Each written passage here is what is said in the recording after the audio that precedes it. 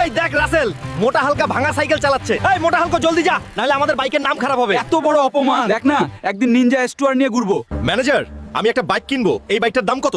তোমাকে দেখতে তো একদম ভাঙা ফার্নিচারের মতো লাগতেছে, আর তুমি বাইক কিনবে? এই ম্যানেজার, দেখিস একদিন আমি এই বাইকটা কিনেই নিয়ে যাব। আমি এতগুলো টাকা কোথায় পাবো? ও, থানোসকে তো আমিই হারাবো, আর 1 কোটি টাকাটা আমার হবে।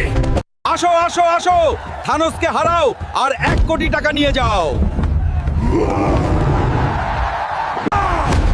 কে হারাবে থানোসকে? আমি হারাবো এই বেগুনি থানোসকে। বন্ধুরা, তোমরা সবাই জলদি লাইক, কমেন্ট আর সাবস্ক্রাইব করে দাও, যাতে আমার শক্তি ফিরে আসে আর আমি থানোসকে হারাতে পারি।